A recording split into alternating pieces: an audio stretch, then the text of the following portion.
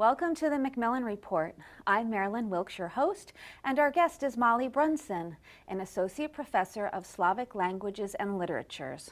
Her research interests include 19th and 20th century Russian prose, the history of Russian art from the 18th century to the present, theories of realism and the avant-garde, and representations of the city, country, and space. Today we'll talk with Professor Brunson about her book, Russian Realisms, Literature and Painting, 1840 to 1890. Welcome, Professor Brunson. Thank you for having me. It's great to talk about this. Thank you. Let's start with an overview of your book. Tell us about it. My book is about artistic realism in the second half of the 19th century in Russia.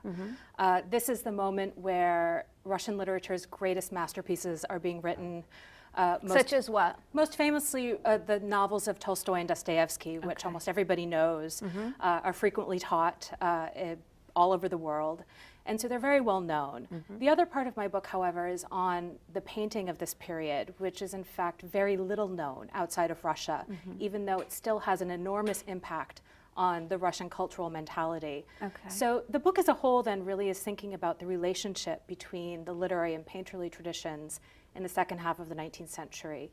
In a certain sense, you could say that this is a case study of realism as it occurs in Russia as part of an artistic movement that is in fact pan-European in scope.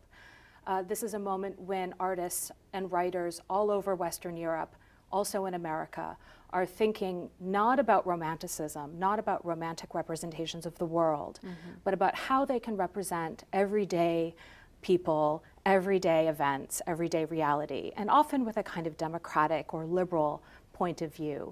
And so in this sense, Russia very much is part of this bigger picture. And so the book functions in this way as a kind of national case study. But on the other hand, Russia is also deviant within this tradition. And this is part of what makes Russia's realist tradition so interesting, is that there are many ways in which it in fact violates the realist project of Western Europe. The best example is probably Dostoevsky, who is writing novels that, yes, are about the everyday or about the contemporary, but are also aiming to break through the real, break through the material, and reach some kind of transcendent vision of spirituality and of human nature. He in fact calls this realism in a higher sense. And so this is the way that Russian realism is in some sense very different than its Western European counterparts. And what led you to write the book? What was the inspiration or catalyst? Well, I was trained initially both in art history and in literary studies. So all of my work aims to bring these two art forms together in some capacity. The topic of realism itself actually emerged in a rather surprising way, which is I began a project thinking about the realism of the 20th century, and in particular thinking about why the Soviet Union turns to realism in the 1930s as a state-sanctioned official artistic ideology across all of the art forms. And as I continued to work on that project, it struck me that I really had to figure out what the 19th century realist tradition meant for the Soviets in order to properly understand this. And so I went to the 19th century initially just to get a little bit of background, and I ended up never leaving. And so what ended up striking me first of all, and the reason why I never left, was that the art historian in me looked at this material and said, why has nobody talked about these paintings? We know so much about Tolstoy, Turgenev, Dostoevsky, but most scholars, most students in the West know nothing about the painters that are working at the same time. Who are some of the painters? For example, Ilya Repin would probably be one of the more famous ones, that if you happen to know anybody, he would likely be the one. But the others, Ivan Kramskoy, Vasily Pirov, Pavel Fedotov, likely none of these names are familiar, and that is very common.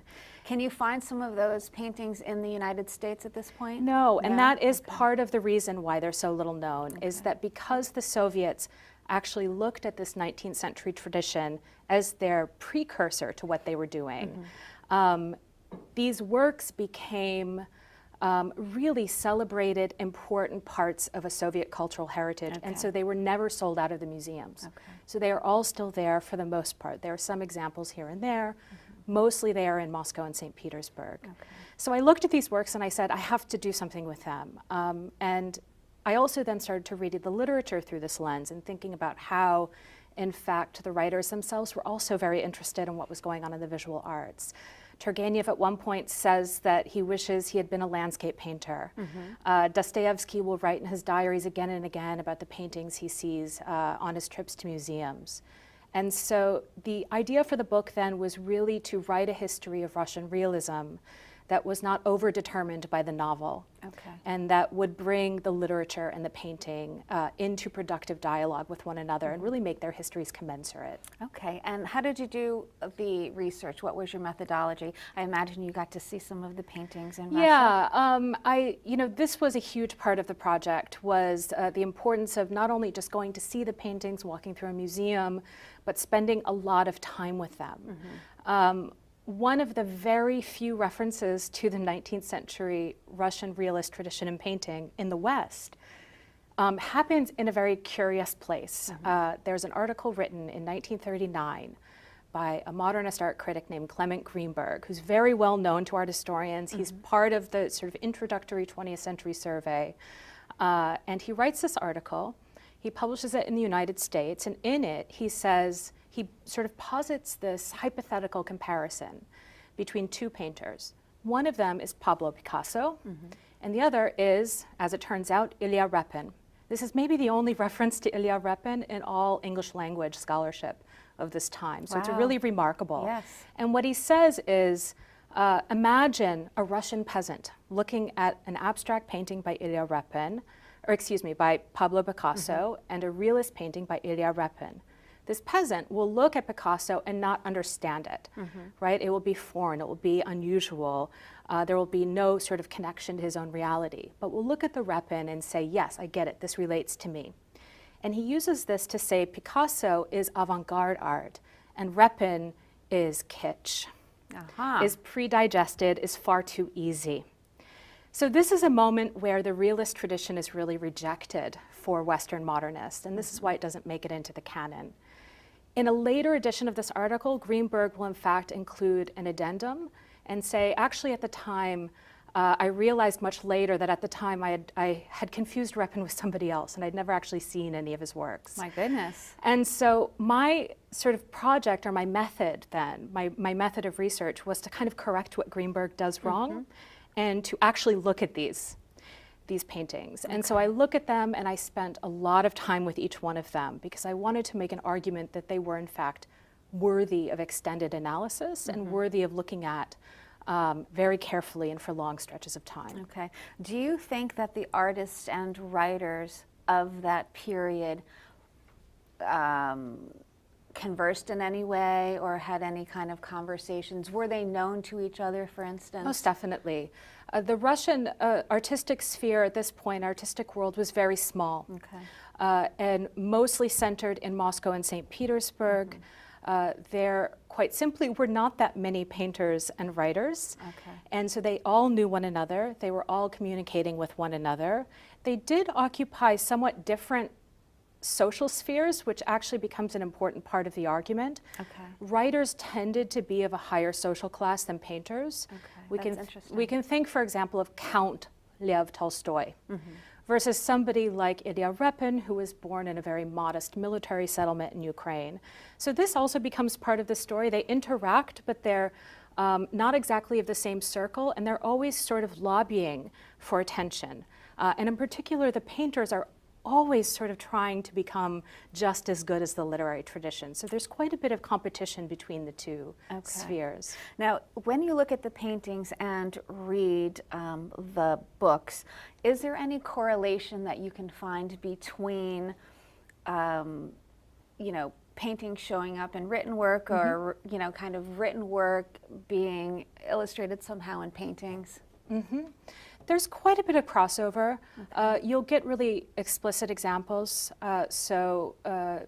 Tolstoy and Anna Karenina will write about a Russian artist who's living in Rome, and he in fact paints the portrait of Anna herself.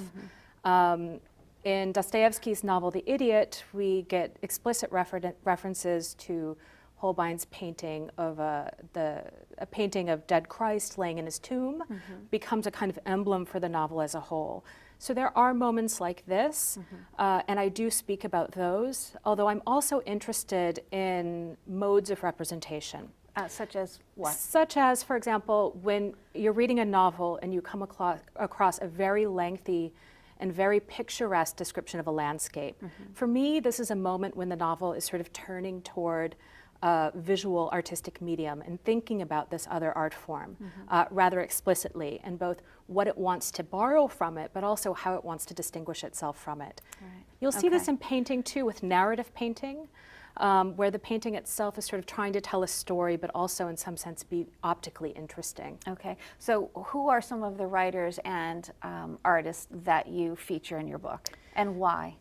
So I hit all of the classics, as Okay. I've mentioned already, Turgenev, Tolstoy, Dostoevsky, and for the painters, Repin.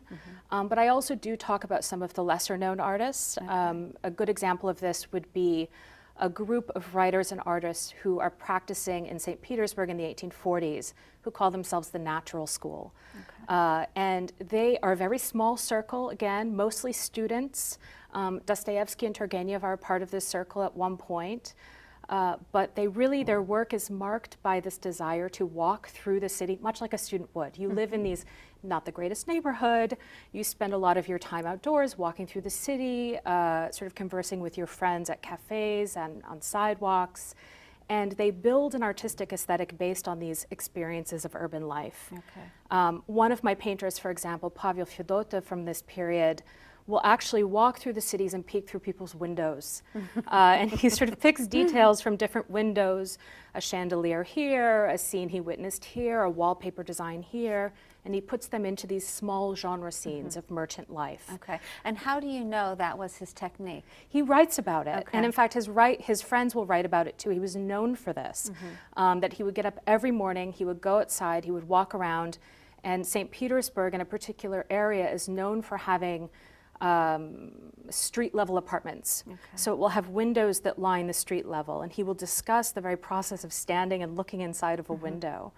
And so we see this again and again in the memoirs. And one of the things I'm arguing then in that particular chapter is that we as viewers looking at these paintings, which are very small and packed with detail, also in some sense feel as if we're peeking through somebody's window, that there's this voyeuristic aspect to our own experience of the paintings themselves. That's fascinating, because it is true realism. It's exactly what's going on. Right, and it gives it this sort of texture of reality, of authenticity, that you too could have seen this through somebody's window. Right. So tell us the story about Repin and Tolstoy and why you highlight it in the book. Yeah, so I actually begin with this story in the book because it's one of these gifts to a scholar when you come across these moments where in fact two of your most important subjects, two giants of the artistic tradition, in fact meet one another and then write about it. Okay. And so I begin here in 1880. Tolstoy has already written his two major novels, War and Peace and Anna Karenina. Repin has already become really a major celebrity in Russia. And they are both living and working in Moscow. And one night after Repin has had dinner, he hears a knock at his door. He opens the door, and there's this sort of stout older man with a long white beard, and it's Tolstoy. And Tolstoy comes in. And did he know who it was at the time? Well, everybody knew what Tolstoy looked like. He was a celebrity. So yes, he knew who it was. And you know, likely he had a sense that he was coming over. They'd been sort of set up by a mutual friend, an art critic who knew them both and thought that they should really meet. So, you know, Repin describes it more dramatically than it likely was, but it was an incredibly important experience for him. And Tolstoy stays and they talk for several hours. He looks at studies of a painting that Repin is currently working on. And this was a historical painting from a scene from the 17th century of Ukrainian Cossacks writing a sort of funny, but I guess also kind of rude and maybe unsavory letter to a Turkish sultan who had demanded their submission. This was the topic of the painting. Repin's just beginning to work on it, so he shows Tolstoy the studies, and Tolstoy says, they're not very good. There's really no main idea here. Wow. And Repin's really disturbed. This I is would Tolstoy imagine, telling you yes. this. And he thinks about it for a few days, and he finally writes Tolstoy back, and he says, I appreciate your advice, but I'm going to keep going. And I think the main point is here that perhaps idea means something very different for a writer than it does for a painter. And it's this moment where Repin realizes that, in fact, an idea or even realism itself might mean something very different in literature than in painting, and that it's important for him to, in some sense, answer this call to realism in a way that respects his own medium. And so this is one of the big sort of questions that I'm dealing with in the book, is how these two different art forms really sort of answer the call of realism in very specific, particular ways. Okay. And in doing your research, did you look at what is going on in the rest of the world during this time period? Were these Russian artists influenced by, things that are going on in France, for instance, or the United States, or was it pretty much an isolated kind of environment?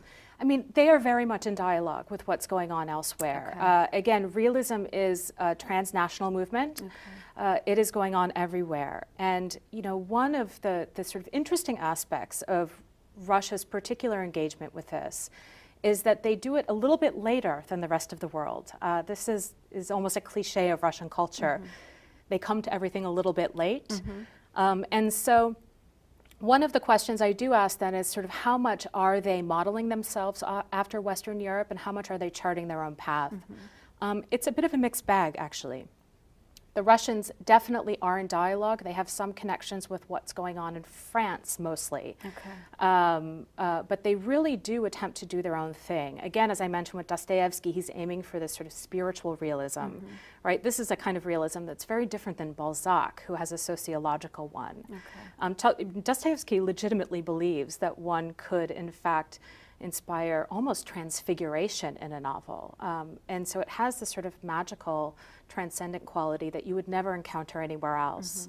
In the painterly tradition, one argument that is frequently made is that Russian painting of this period is more interested in political narrative. Okay.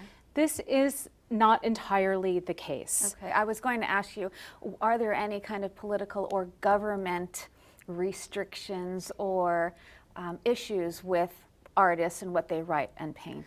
There are. I mean, censorship laws are still very much in place. There are a few sort of dramatic stories of paintings and works of literature that are either sort of taken down from exhibitions or not allowed to be published. So this is an issue. Part of the question with interpreting these works is that, again, the Soviet influence is so strong. The Soviets really wanted to read all of this as a kind of proto-Soviet history. Okay. So for them, all of these paintings of everyday life were also about, the downtrodden peasants, and these were all precursors to the socialists in the 20th century. And they didn't want to think about aesthetic issues because for them, technique, style, form, what the painting looked like, would have been a moment of kind of bourgeois formalism. Okay. And so part of what I'm trying to do is recuperate both sides of these arguments and say, well, actually, all of these artists, Tolstoy, Repin, all of them, are in some sense equally interested both in political ideology and in sort of big spiritual messages, and in technique, in style, in something that I think we're more comfortable thinking of when we consider French realism or American realism. Okay. Also, what do you conclude in your book?